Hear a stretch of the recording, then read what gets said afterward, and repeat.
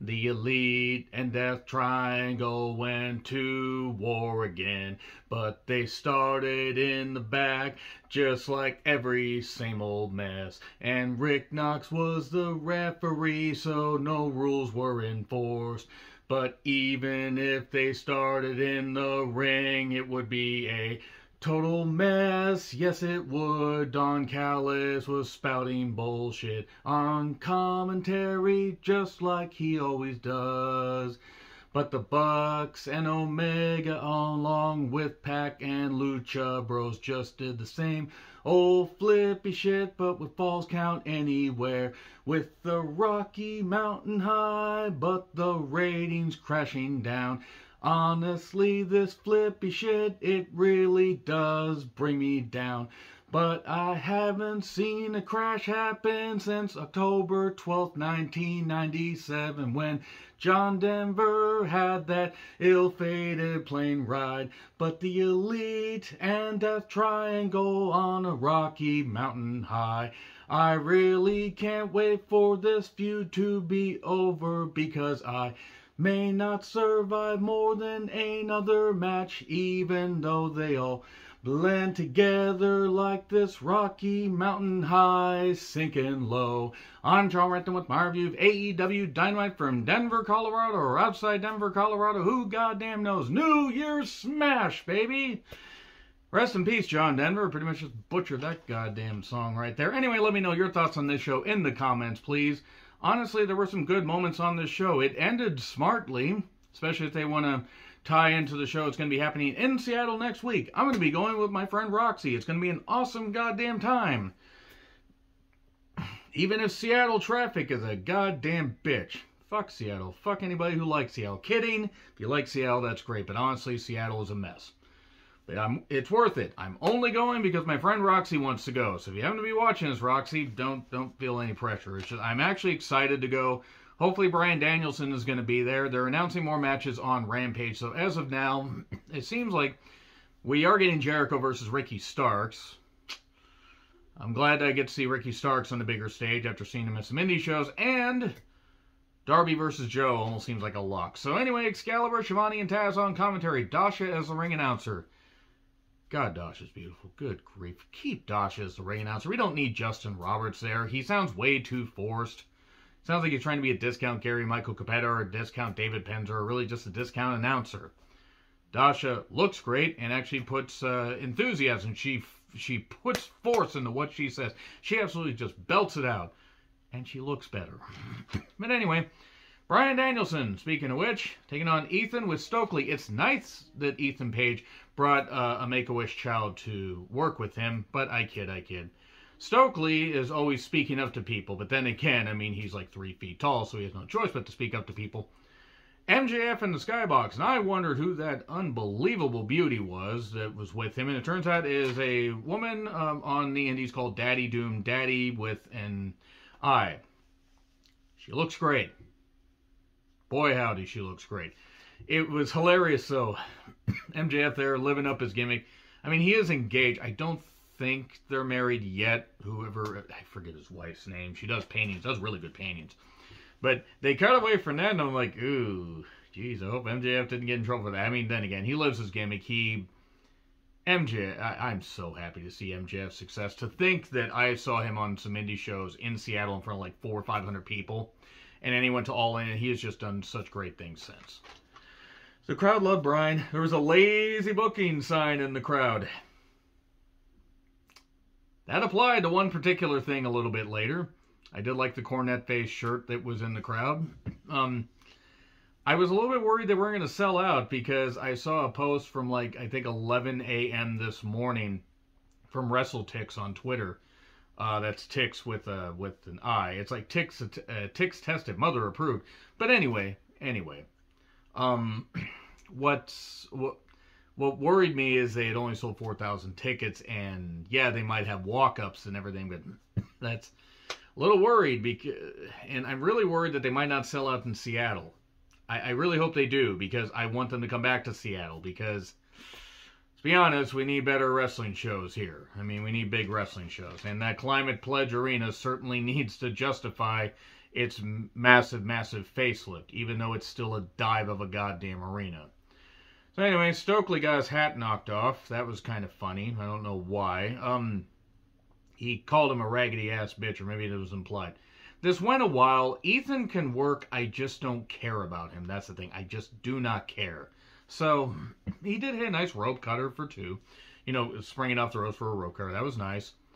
Eventually, LeBell Lock. Stokely got Ethan's foot on the ropes. It was well done. The Bushido knee, I know it's Psycho knee or whatever the hell it is. Maybe Psycho knee. Why, she wouldn't even hurt to fly. Then he hits stomps, and then he gets a regal stretch to win it, but Ethan was out. Somebody passing out in a submission finisher. At least they only did that once during this show. Oh. But, big win for Danielson. I was really hoping Danielson and MJF would have their match at, on Dynamite for the 4th, just so MJF can beat Danielson in his, de facto hometown, even though he's from Aberdeen, which is like a couple hours away. And I like Danielson, but fuck Aberdeen. Aberdeen's a goddamn dive once you go past. Just go down highway, I think it's 101, and go past the first little bit that they renovated a number of years ago, and you were back in the 1950s. Not just with architecture. So moving on from that, Wardlow Joe package. And then Wardlow's being interviewed by Renee, and then Joe decides to just go Tanya Harding on Wardlow's knee. Why? Anyway, so then Hangman's backstage, not giving much of an update on his concussion. He might be cleared in 2 weeks, he might not. The Dark Order was also there, what's left of them. But Hangman seemed really excited about the fact Moxley was going to be in a tag match next. Wild thing, you make Denver sing, or the outside of Denver sing. Moxley and Claudio against Top Flight. Man, Flight's just crashing all over. Like a guy that was unstoppable in the Denver hotel. Moving on from that, Moxley may have hurt his knee. Top Flight, Dante's the bigger star. I'm worried that Darius' body is just not going to hold up. They're a really good team. As long as he can stay healthy, they are a really good team. Crowd popped huge for Claudio's hot tag. They popped really huge. And they were, there was swinging of Top Flight in 2022 or whatever. It's like we were back in the Deep South. Moving on from that. Melee, and then we got, the stupid I'm sorry. There are ways to do elbows like this that would hurt, and they just don't look good. They don't, and I've hated them for a while, and I've tried to ignore it, but I can't ignore it. Dante got DDT'd outside, or pair of dimes shift, and then Claudio had enough of Darius trying to fire up and hit him really, really hard with an uppercut, 1, 2, 3. When a 6'4" Swiss man fists you really hard, you are going to go down whether you want to or not. I will be taking no further questions on this. But the Blackpool Combat Club wins. What can we call them something else now, even though they have merch? I mean, can we call them something else?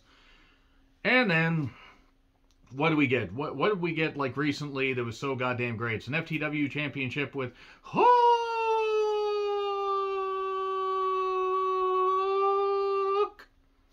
I'm tired. I can't hold it that long. That's what she said.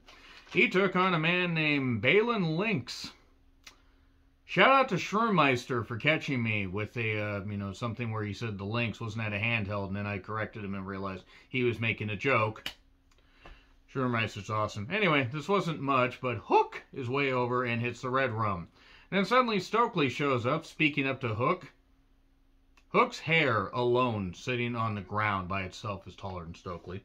Big Billy Willie, William Ass Morrissey, and Lee Moriarty are going to come down, and then Jungle Boy suddenly hits Moriarty after getting a big pop with his music, and then Big Billy Willie is there in the ring. I can't take him seriously at all. Hook tries to pick him up, and I mean, he just friggin' was, he got him off his feet easily. There was no help there.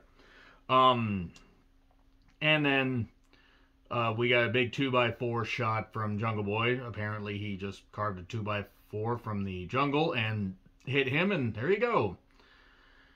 Okay, so now we get Chris Irvine, the locker room cancer that he is. It's funny that Chris Irvine actually talks about doing so many great things for AEW, and he hasn't, and he doesn't want to admit it, but he's not a good singer. He's living on borrowed time. He's way older than the people he railed against in WCW when he had a chance to really be over in WCW. And more people were watching WCW back then. WCW's lowest rated shows did better than AEW's highest rated shows. Which, to be fair, things have changed, and the metrics and everything, and the ratings are not nearly as high as they used to be. Unless you got the NFL or you got the NBA. Maybe Jericho, Mr. Irvine might want to not talk about his evil plans, and when we all know that evil plans run in the Irvine family, like his stupid twat wife and his mother-in-law being part of the January 6, 2021 insurrection attempt. And no, I'm not going to forget about that. You might want to look in the goddamn mirror, assuming that the mirror wouldn't break. I have to endure Chris Jericho next week. Maybe with how long the Judas entrance takes, maybe I can go take a bathroom break during that. And then we get backstage with Swerve and his goons. I'm sorry, but look, this Parker Bordeaux guy or whatever, he might have something. He has an impressive look. And then you got this other tatted up goof there that looks like if Nicole Bass just put tattoos all over her face and didn't have an ounce of charisma. And, you would have challenged Swerve for a match on Rampage. Swerve and his honkies. The honkies. Yeah, that's what I'm going to call them right now. Awful lot of honkies in here. Don Callis joins commentary for this absolute garbage. It's the Death Triangle, Pac, Penta, and Phoenix against the Elite. The Elite. They can't actually wrestle, but they think they can. And they have actually shown that they are willing to listen and try to wrestle. But outside of a few matches, all their matches are the same goddamn shit. It was Omega and the Bucks with referee Rick Knox, so it doesn't mean a goddamn thing because referee Rick Knox is, I'm sure he's a nice guy. I'm sure he knows how to enforce the rules. They must have pictures of him with animals in Tijuana or something because there is no reason why somebody would be this categorically bad and catastrophically bad at their job. They start in the back, it's complete trash. And a one-wing angel wins it on a crash pad. There are people that like this, and that's fine. I don't care. Because that's just my opinion. People liked it. People were popping in the crowd. I'm glad I don't have to endure this shit on January 4th, because Omega's going to be in the Dome facing off against Will Ospreay. Which means I'm going to have a busy day, because I got to catch Wrestle Kingdom 17 on demand, review that, and then go pick up my friend, and then go to Seattle. Man, that's going to be fun. It's going to be a long day, though. So anyway, let's move on to that. The 7th match, by the way, will be a ladder match. Honestly, I would like to see the first team to not use weapons the first team to use weapons would lose. Make that, or make it where the first team to break the rules actually would lose. Because then the match would be over in like a minute because neither of these trios can follow the rules. I met Penta. Penta's a really nice guy and a really good talent. The Lucha Bros are talented. So is Pac. Then the Acclaimed do a rap video where Billy's there. Billy Gunn being more over than he was as a New Age outlaw. Couple funny lines from this. The worst Jeffrey since Dahmer and stealing money like it's Kurt Angle's wife. That's good shit. What wasn't good shit was the next match, unfortunately, and that was down to one of the participants. Anna Jay was one of the good participants. Ty Conte can freaking go away for all I care. And Destination Unknown Ruby Soho, and Willow Nightingale, who is massively, organically over. Willow Nightingale will have a big 2023. Ruby deserves better, not better than teaming with Willow. Actually, I think her and Willow could be a pretty good team. But look, Anna Jay is going to squander a lot of years that she has working with the JAS, doing this stuff, and I don't care that her and Ty might actually be friends. They were fine as a team at first. Now it's freaking annoying. They were fine around this time last year, and now it's stupid. They made referee Aubrey look stupid because they did a chair spot where Willow basically had to stop, was going to get hit by Anna, but Ruby got that, but they had to have Ruby and Anna, or they had to have Anna, rather, and Aubrey struggle with it. So Ty could get a chair, throw it at Ruby, where she held it for about 20 years, and then Ty hit her, and then hit the Ty KO 1, 2, 3. Heels winning is one thing to advance the program, but I'm sorry, Ty is really sloppy. Speaking of sloppy, the Guns doing this backstage promo. They left. They're gonna just leave and celebrate their win over FTR that they got last week. Rampage is going to be Jamie Hayter speaking. I will be totally fine during that. Trent Beretta. By the way, they had Trent Beretta and They had the best friends and Kip Sabian and Penelope Ford backstage for a promo along with Danhausen that explains why I didn't care about it. Because I don't care about any of these people. I don't wish ill upon them, but it is what it is. I don't know why they're investing in Kip Sabian. But nevertheless, it's going to be Trent Beretta against Orange Cassidy for the All-Atlantic Championship. It's a good thing Rampage is taped. Jade. Yeah, Jade. What's going on? She's going to be facing Kiera Hogan. That's for a particular friend of mine. Swerve against Yuta, along with Swerve's Honkies, and Moxley talks. Renee is with Starks, how he will beat Jericho next week. I hope he does. I really hope he does. He won't. They're going to elongate this program, and Jericho's going to do what he does with everybody he's feuded with for the past few years, at least past couple of years, and that is basically leech off of them because he doesn't have anything good to offer the company. Joe gets a pop. Wardlow's music hits. No dice. Joe cuts a promo. Knocks, the Denver Broncos. And then here's Wardlow. How good is he to go? TNT Championship. Wardlow favoring his knee after he got Kerrigan. Or Harding. Wardlow hitting a senton, and a man that big should not be able to hit it that effortlessly. He also hits it better than Jeff did 15 years ago. To be fair, Jeff Hardy hit a freaking wall 15 years ago, and then kept right into it. Because he was driving while intoxicated. That's mean. I don't care. I hope Jeff doesn't come back to TV. But Wardlow hit a powerbomb out of the corner. He tried another, but he couldn't because he was hurting his knees. So Joe took advantage, eventually got the Kikina clutch. Wardlow passed out. So there you go. That was a victory for Samoa Joe. Wardlow was pissed. Joe hasn't left the ring and blasts him with the championship. And goes to get a toolbox. That's not the right toolbox. Let me get this toolbox. I have scissors. And he shoves the referee and then scissors Wardlow live on camera. He actually cut off his ponytail, man bun thing, whatever the hell that was. And that was enough to anger Darby Allin. Suddenly his music hits and then he shows up from the back, the Seattle twink that he is, hits Joe with a skateboard. That's enough to knock Samoa Joe out of the ring, and we're probably going to get that match for the TNT Championship in Seattle. And Darby will get a big pop in Seattle because Darby is very over in Seattle because he's from Seattle. I met the guy before. He's pretty over in Seattle. And that's it for Dynamite. So for next week, since I'm going to be there live, even though I'm going to be watching the show live, if the review isn't up until like midnight or 1, probably around 1 a.m. on Thursday, because I'll record it very, very late after I get home. And my voice is shot, I do apologize. That being said, New Year's Smash is in the books.